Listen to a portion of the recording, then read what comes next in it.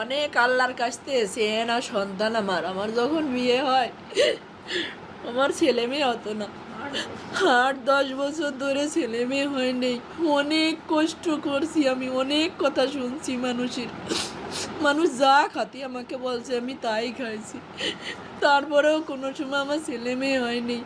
এক সময় আমি নামাজ রোজা কোরআন শরীফ এইগুলো করতে শুরু করি আর আল্লাহর কাছে ডাকি, আল্লাহ তুমি আমাকে কালা কুপোষারটা সন্তান দাও, তবু তুমি আমার একটা বাচ্চা দাও যে আমাকে মা বলে ডাকবে। ডাক্তার কবিরাজ দেখাতে দেখাতে আমার সিনথিয়া হয় আমার বিয়ের 9 বছর পরে গিয়ে।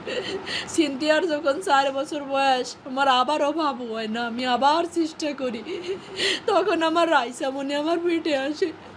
হ্যাঁ, তখন থেকে আমাদের জীবনটা বদলে যায়। আমাদের জীবনটা এত সুখের ছিল না, অনেক কষ্টের ছিল আমার জীবনটা আর আমার স্বামীর জীবনটা। একে তো সন্তান হারা, আমাদের টাকা পয়সার সমস্যা, সব কিছুর সমস্যা ছিল। যখন আমার রাইসা আমার গর্ভে আসে আমার জীবনটাই বদলে যায়। আমার রাইসা যখন জন্ম নেয় তখন ওর আব্বু ব্যবসা শুরু করে। আজ ওর বাবা ব্যবসায়ী, প্রতিষ্ঠিত ব্যবসায়ী, কিন্তু আমার বাকি নাই। আমার লক্ষ্মী মেয়ে বুড়োই গেছে।